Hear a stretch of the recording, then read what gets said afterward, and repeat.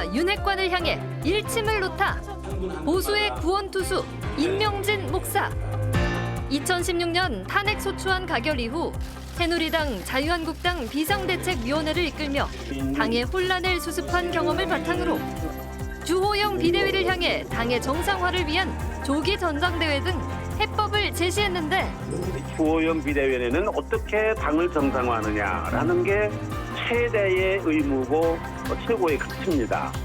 임명진 목사가 본 국민의힘 비대위와 윤석열 정부 집중 분석합니다. 국민의힘이 비대위 체제를 가동하면서 당의 안정을 도모하고 있는 가운데 이준석 전 대표와의 갈등이 사그라들지 않고 있습니다. 국민의힘 전신인 새누리당 비대위원장을 지낸 임명진 목사와 이야기 나눠봅니다. 임 목사님 안녕하십니까? 네, 안녕하십니까? 네, 오랜만에 뵙습니다. 그렇습니다. 네. 지난주 대통령 취임 100일을 맞아서 기자회견을 가졌습니다. 네. 여야 평가는 늘 그렇듯이 엇갈리는데 윤 대통령의 100일 어떻게 보셨습니까? 네, 말씀하신 대로 어떤 그 정부에 대한 평가는 늘 엇갈리기 마련이죠. 네. 윤석열 대통령은 100일 동안 숨가쁘게 달려왔다, 정신없이 일을 했다 그러면서 그동안 해왔던 그 성과에 대해서 네. 나름대로 여러 가지 얘기를 하지 않았습니까? 그걸 보면 대단한 일을 했다. 또 실제로 이제 그런 면이 있기는 한데 그런데 문제는 지지율 아닙니까? 네. 100일 동안의 이제 평가에 대한 지지율이 여론조사라는 걸 믿을 수 있다 없다 그런 말이 있지만 그래도 여론조사라는 게 그 트렌드를 얘기하는 거니까요. 네. 그걸 무시할 수는 없거든요. 그러니까 여러 여론조사의 결과를 보면 그렇게 잘했다. 네. 그런 평가가 아닌 것 같아요. 네. 그렇게 잘했다라는 평가보다는 오히려 상당히 이건 너무 잘못하고 있다. 이제 그런 평가가 객관적으로 이게 나왔으니까 네. 대통령 자신의 얘기도 얘기지만은 우리가 그런 객관적인 평가를 무시할 수는 없을 것 같아요. 네. 말씀하신 대로요. 여러 이제 국정 현안인데 지지율이 낮습니다. 네. 자연스럽게 국정 동력의 문제 제기도 나오고 있고요. 네. 지지율, 국민의 평가를 높이기 위해서는 어떤 게 시급한 과제라고 보세요? 그 여론조사의 그 부정평가 네. 내용을 이렇게 좀 보면은 여러 가지가 있지만 이제 그 중에 하나가 가장 큰 요인 중에 하나가 인사 문제인 것 네. 같아요. 물론 지금 당 내분도 상당한 그런 부정평가에 영향을 미쳤겠지만 네. 인사 문제거든요. 사실은 지금 정부가 출범한 지 100일이 지났는데도 가장 중요한 부서인 교육부 장관 그리고 복지부 장관의 인사도 지금 되질 않았어요. 객관적으로 볼 때. 네. 이게 사실은 상식적으로 말이 안 되거든요. 지금 교육개혁이라든지 연금개혁이라든지 네. 윤석열 정부가 내세우는 아주 중요한 이게 그 개혁과제 중에 국정과제 중에 하나인데 그거의 주무관청인 복지부와 교육부의 장관 임명이 되질 않았다. 네. 이건 상당한 객관적으로 보더라도 이건 인사에 문제가 있다. 우리가 이렇게 얘기할 수밖에 없는 거거든요. 네. 더군다나 지금 코로나 이제 팬데믹이 다시 또 기승을 부리고 있는 이때 그거의 총책임자인 복지부 장관이 아직도 임명이 안 됐다. 이거 상당한 그런 사람들이 부정적으로 인사 문제를 볼 수밖에 없는 이제 그런 일이라고 생각을 하고 또 하나는 인사 문제라는 건 이제 보면 객관적으로 그렇게 잘못한 인사라는 게 있는 것도 사실은 아닌데 네. 왜 사람들이 인사 문제에 대해서 부정적으로 생각을 했을까? 이건 뭔가 국민들이 느끼는 느낌 있는 것 같아요. 말은 못하지만. 네. 그게 뭘까요? 글쎄요. 그러니까 이게 사실은 공정하게 객관적으로 인사 문제가 되는 게 아니라 이게 아무래도 제대로 된 그런 그 과정에 의해서 사람을 인선을 하는 그런 게 아닌 거 아닌가? 네. 예를 들면 보이지 않는 손에 의해서 이게 인사 문제가 좌지우지되고 있는 게 아닌가? 구체적인 증거는 없지만 우리는 네. 잘 모르지만은 국민들은 그래도 사람이 영물이거든요. 네. 국민들이 얼마나 현명한지 딱 보니까 이건 아니다. 네. 이거는 뭔가 이거 이상하다. 네. 인사 문제에 있어서 제대로 되는 것 같지 않다. 네. 이런 말을 시스템이 아니라 하면 어떤 또 다른 그런 예, 인사의 뭐, 의혹 그렇죠. 이런 이제 것을 갖고 있다 이런 예, 말씀이시죠. 그러니까 뭐 지금 사실은 보면 뭐 친인 그 가까운 사람을 썼다 그러는 것도 뭐 과거 정권에서도 있었던 거거든요. 네. 그런 것 때문에만 문제 삼는 건 아닌 것 같아요. 네. 무언가 말은 못하지만 이게 윤석열 대통령이 제대로 시스템에 의해서 제대로 된 객관적 기준에 의해서 사람을 쓰는 것 같지 않다라는 네. 무언가 약간 끄름직한 느낌이 이상한 거 네. 이거를 사람들이 저건 아니다. 네. 인사를 하는 걸 보니까 저건 아닌 것 같다. 뭐 네. 이런 느낌? 뭐 이런 것이 사람들에게 국민들에게 지금 인사 문제에 대한 이제 부정적인 여론을 가지고 있는 것이 아닌가 그런 네. 생각이 들고요. 또 하나는 이게 지금 윤석열 대통령을 지지했던 중도층이 빠졌어요. 네. 중도층만이 아니라 보수 세력이 빠졌어요. 네. 예를 들면 지역적으로 말하면 TK가 빠졌거든요. 그렇죠. 영남 지역이 빠졌거든요. 그 다음에 60, 70대가 빠졌거든요. 네. 지금 조금 회복이 됐다고 그러는데 보니까 어디서 회복이 됐는가? 영남 지역에서 TK에서 조금 회복이 됐고요. 네. 그리고 60, 70대에서 다시 회복이 됐어요. 그래서 지금 25%인가 뭐 지금 28%인가 이쯤으로 지금 올라갔다고 이제 그런 보도가 나오는 것 같은데 네. 중도 보수가 왜 도대체 윤석열 정부에 대해서 지지를 철회했을까? 네. 예? 대통령 선거를 한 지 지금 5개월밖에 안 되는데 왜 5개월 만에 윤석열 정부에 대한 윤석열 대통령이 된 지지를 철회했을까? 그게 진짜 참 궁금한 네, 대목입니다. 네, 네, 네. 그거는 저는 뭐 윤석열 대통령에 대해서 많은 걸 기대하지 않았겠습니까? 네. 특별히 뭐 사실은 2년 전만 하더라도 윤석열이라는 사람 잘 이름도 몰랐고 그분이 대통령이 될 거라는 건 아무도 생각 못 하지 않았습니까? 네. 아마 본인도 한 2년 전쯤엔 자기가 대통령이 될 걸 몰랐을 거래요. 그랬는데도 지금 이렇게 참 선풍적인 그런 그 지지를 받아서 뭐 입당한 지 얼마 되지도 않고 네. 뭐 이런 분이 대통령이 된 거는 그분이 그동안 해왔던 그 대통령 되기 전에 그분이 부르짖었던 이 공정이라는 거, 상식이라는 거, 네. 뭔가 이거 나라를 바로잡을 거다라는 그동안의 비상식적이라고 생각했던 거, 공정하지 않다고 생각했던 거를 바로잡을 거라는 그런 기대가 있었던 거거든요. 네. 근데 하는 걸 보니까 이게 아닌 것 같거든요, 지금 보니까. 네. 예? 이래서 사실은 그 실망감이 사실은 컸던 거 아닌가 이렇게 좀 볼 수밖에 없는 것 같아요. 네. 여권 전체를 보면요, 또 여당 안에서 지금 충돌이 일어나고 있지 네. 않습니까? 이 문제는 지지층들도 좀 등을 돌리게 하는 요인이 되는 것 아니냐 이런 분석들이 나오는데 이준석 전 대표는 여전히 윤핵관 등을 공격하고 있습니다. 현재의 여권 상황 이거 어떻게 보십니까? 참 답답하고 부끄러운 거죠. 당대표가 저렇게 징계를 받는 것도 초유의 일인 것 같아요. 저는 들어보질 못했어요. 네. 사실은 저쯤 되면은 정치적인 책임을 져야 되는 거거든요. 네. 징계까지 가면은.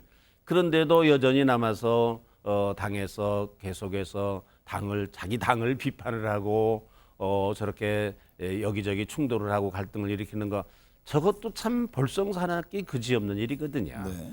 그런데 그 집권 여당이 그런 문제 하나 제대로 해결을 하지 못하느냐. 국민들이 그런 말하자면 원망도 있어요. 그렇지 않습니까? 집권 여당인데 어떻게 그 문제 하나 제대로 해결을 하지 못하고 네. 맨날 싸움박질하고 저러느냐. 네. 사실은 지금 그 이준석 대표가 지목하는 그 윤핵관 있지 않습니까? 네. 그 괜히 나는 저럴 거로 생각하지는 않거든요. 이준석 대표가. 네. 무언가 저게 문제가 있으니까 저럴 거다. 또 국민들도 많은 국민들이 거기에 대해서 그렇게 공감을 하는 것 같은데 문제는 뭐 윤핵관이라는 사람들이 딱 버티고 앉아가지고 이번에도 사실은 비대위원회를 구성을 하는 것도 이 당내 갈등이라는 게 이준석 대표와 윤핵관 간의 갈등이었다. 네. 이렇게 우리가 본다고 그러면 이게 두 양측을 화합할 수 있는 아우를 수 있는 그런 비대위원회가 구성이 돼야 되는 거거든요. 네. 근데 보니까 지금 한쪽으로 구성이 되지 않았어요. 네. 그러니까 싸움이 계속이 되는 거거든요. 네. 이게. 예. 당의 분란 상황에 대해서 윤 대통령은 지난번 회견에서 답변은 하지 않았습니다. 대통령이 직접 나서서 이준석 전 대표와 윤핵관 등을 둘러싼 문제를 풀어야 한다고 보십니까? 저는 이렇게 생각합니다. 그 큰 틀에서 대통령의 영향력이 직접적인 개입은 아니라도 영향력이 당에 미쳐야 된다고 생각을 합니다. 영향력이. 네. 그런데 뭐 윤 대통령은 뭐 기회 있을 때마다 나는 당 문제는 내 관계를 안 한다. 이렇게 이제 객관적으로 얘기를 그렇게 천명하는 거 아닙니까? 네. 그런데 웬걸 그뭐 권성동 네. 원내대표가 그 뭐 스마트폰 그걸 보면서 윤 대통령이 당내 문제에 간섭한다라는 그런 증거가 이게 드러났잖아요. 네. 그러니까 이게 도대체 윤 대통령이 한 말과 그 스마트폰의 내용은 도대체 이게 뭐냐 도대체가 네. 이렇게 되는 거거든요. 그러니까 말 인증은 안 한다고 하면서도 또 간섭을 하려면 제대로 간섭을 해서 당을 수습하는 그런 모습을 보여야 되는데 뭐 이것도 아니고 저것도 아니고 사실 분란의 원인이 지금 되고 있는 거 아니겠습니까? 네. 그러니까 사실은 원칙적으로는 나는 대통령이 당내 문제에 이러고 저러고 간섭하면 안 된다고 생각합니다. 지금 네. 뭐 옛날 같이 뭐 여당의 총재가 아니거든요. 네. 그러니까 아마 안 하면 안 해야 되는 거지만 원칙적으로 그렇지만 그러나 그 영향력 자체가 사실은 여당을 이끌고 가고 여당을 이렇게 그 잘 추스려 나가는 그런 영향력이 정치적 영향력이 사실은 있어야 된다고 생각하는 거거든요. 한편에 들어서서는 사실 안 되거든요. 이게 네. 윤석열 대표님. 차기 국민의힘 당대표 적합도를 묻는 질문을 보면요. 국민과 그 당원 사이에 인식 차이가 좀 있어 보입니다. 일반 국민 여론조사에서 유승민, 이준석 전 대표의 호의적입니다. 이러다가 자칫 당이 분열되는 것 아니냐. 뭐 총선을 앞두고 신당 얘기까지 나오는데 그 점은 어떻게 보세요?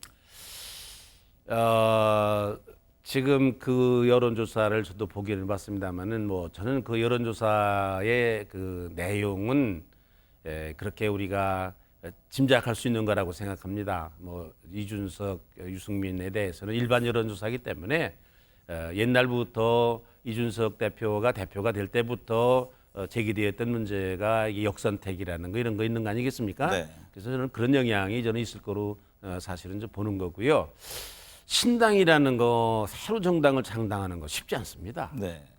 그거는 김대중, 김영삼, 김종필만 할 수 있었던 일이지 네. 신당을 창당하다가 다 실패했습니다. 저는 뭐 혹시 뭐 윤핵관을 중심으로 해서 신당을 다시 창당한다. 그것도 어려울 거로 생각하고요. 네. 이준석 대표를 중심으로 해서 뭐 유승민 뭐 이런 사람들이 또 신당을 창당한다. 그것도 어려울 거로 봅니다. 비근은 예로 제가 비대위원장으로 갔었을 때 그 소위 그 탄핵파들이 당을 갈라가지고 나갔습니다. 신당을 만들었습니다. 네.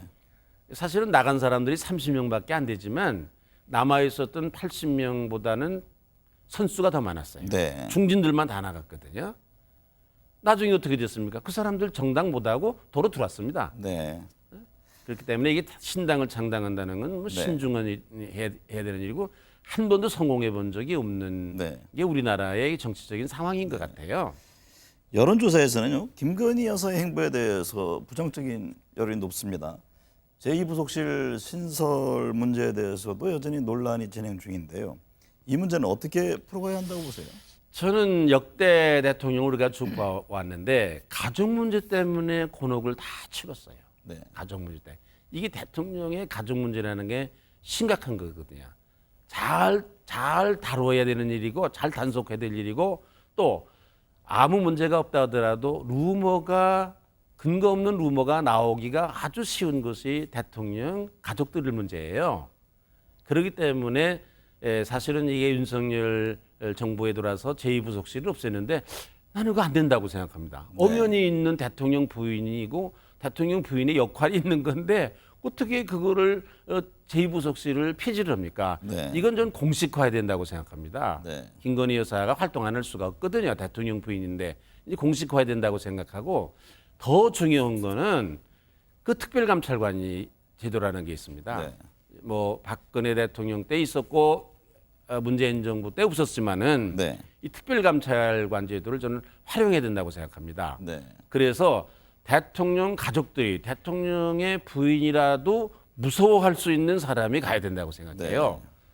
제도적으로. 네. 그래서 감시를 해야 된다고 생각하고 국민들이 볼 때도 저 사람이라면은 대통령의 가족들을 저거는 잘 다스릴 수 있는 사람이다. 네. 이런 특별감찰관 제도를 활용해야 된다고 생각합니다. 네.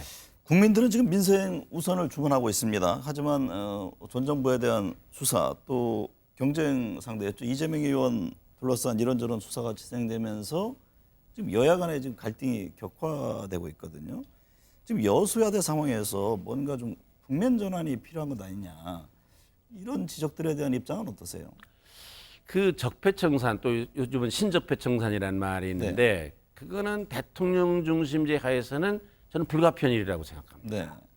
더군다나 이 문재인 정부가 과거에 견제 세력이 없었어요. 네. 언론 환경도 별로 그렇게 견제가 되질 않았고 문재인 정부에 대해서 또 지금 국회의 의회도 다수당이었고 그렇기 때문에 사실은 문재인 정부가 견제를 받지 않는 정권이었어요. 네. 그러니까 오늘 뭐 신적폐라는 말을 듣는 것은 나는 자업자득이라고 생각을 하는 거거든요. 네.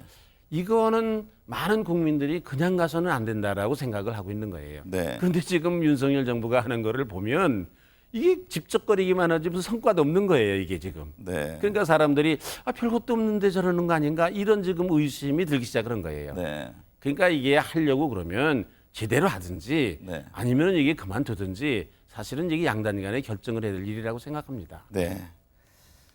새 정부 출범 석 달 만에 집권 여당이 비대위를 꾸리는 초유의 사태가 벌어졌습니다. 국정 동력 확보 차원에서라도 당내 갈등 국면을 조속히 매듭 지어야 합니다. 오늘 함께해 주셔서 감사합니다. 네, 감사합니다.